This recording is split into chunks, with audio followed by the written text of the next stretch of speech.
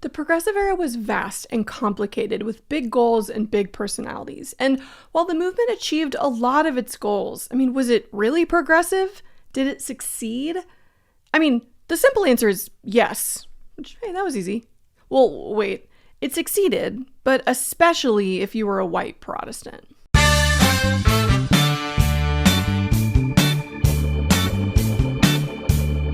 From 1900 to 1920, huge Gilded Age companies were regulated by the federal government. Workers earned more rights and representation, environmental conservation became a focus for the country, consumers were increasingly protected, and women got the right to vote. You didn't think I'd skip over that, did you? I've got a whole episode on the progressive women's movement coming up next. And all of these would be considered successes by progressives today and a century ago. But there is one glaring failure of the progressive era that cannot be overlooked. Because while the movement was super concerned with the daily life, working conditions, and rights of white American citizens, many progressives weren't especially bothered by the experience of Black Americans and people of color more broadly. The progressive era is happening simultaneously alongside the solidification of the Jim Crow South. And sure, Teddy tried to highlight some individual African Americans doing good work like Minnie Cox and Booker T. Washington, but overall, the federal government really abandoned Black Americans. Remember the dire situation at the turn of the century. As progressives are pushing to expand white people's voice in the government, states across the country, but mostly in the South, are also putting in place barriers to voting, like literacy tests and complicated voter registration laws. These were intended to keep out all undesirable voters, basically anyone who wasn't a white Protestant, but obviously the restrictions disproportionately harmed Black Americans and other citizens of color. Just 5 years before Teddy became president, the Supreme Court issued arguably its worst ruling in Plessy v. Ferguson, upholding the constitutionality of the South's separate but equal policy of racial segregation. From 1900 to 1920, on average, 75 Black Americans were lynched each year. In 1915, Woodrow Wilson screened the first film ever shown in the White House. Cool. No, unfortunately, it was Birth of a Nation, a film that glorified the Confederacy and the KKK while perpetuating stereotypes of African Americans as lazy, incompetent, and childlike. After its release, membership in the KKK surged, and they would experience a revival in the 1920s, expanding their hatred to encompass Catholics, Jews, and immigrants, in addition to Black Americans. For the most part, the mainstream, read white movement, didn't really touch the serious issues in the Jim Crow South, because they believed it would weaken their cause amongst white voters who might be fine supporting workers' rights or conservation of natural resources, but they drew the line at racial equality. Now, there were notable efforts to improve the lives of Black Americans happening throughout the progressive era, but these efforts had to be taken on mostly by Black Americans themselves, with little support from the white majority. Booker T. Washington, the guy Teddy invited to the White House, led the Tuskegee Institute, and he advocated for vocational education and job training to lift African Americans out of poverty. His Atlanta Compromise, a speech given in 1895, argued that African Americans should earn the respect of white people by demonstrating their usefulness through skilled labor and economic success first. Reading between the lines, Washington also understood that Black Americans wouldn't have real power in the capitalist United States until they had financial independence. But he took a more moderate approach, right? Focus on jobs, and then political and civil rights are going to come later. But not everyone agreed with this baby step argument. Enter William Edward Burghardt Du Bois, more commonly known as W.E.B. Du Bois. And yes, he wanted it pronounced Du Bois. He thought Du Bois was too fancy.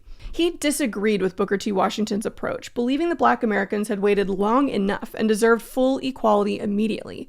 He also emphasized education, but he believed it was important to foster a talented tenth, a small portion of the Black population who could earn prestigious degrees and lead the movement for political equality. And to understand why these two Black thinkers had such different approaches to the issue of racial equality, we just need to look at their own upbringings. Booker T. Washington was born in Virginia in 1856, part of the last generation of Black Americans born enslaved. He came of age during Reconstruction and became the leading voice for newly emancipated Black people in the growing Jim Crow South. After witnessing lynchings and other acts of violence against African Americans, he came to the conclusion that directly confronting racism would only endanger Black people further. That's why he proposed his Atlanta Compromise. He believed that moderate white people, who might be wary of the idea of complete equality of the races, might be more willing to help Black people go to vocational schools and get steady jobs with fair pay. And this slow but steady approach might get fewer Black Americans killed in the process. And for someone born into slavery, the idea of economic freedom was incredibly compelling, and the fear of violence was very real. Du Bois, on the other hand, was 12 years younger, and he did not experience the same kind of hardships that Washington had.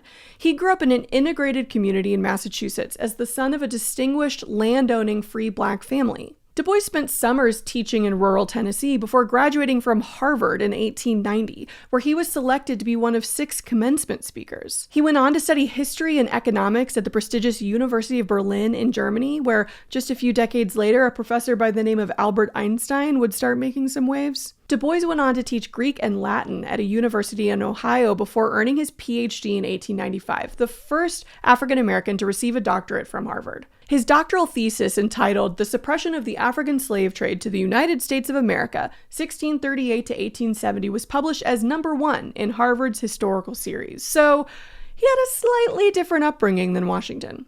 And it's easy to understand why Du Bois would have been offended by Washington's call for a compromise with white people to put their political equality on the back burner in favor of trade jobs and vocational training. Du Bois was proof that Black Americans could do more than be farmers and sharecroppers, but many Southern Black people viewed Du Bois as out of touch, considering that he hadn't grown up in and experienced the brutality of the Jim Crow South. The point of all of this was that one generation after emancipation, Black Americans were developing a new generation of leaders, and while these leaders didn't always agree, they had the same end goal: true equality for all Americans.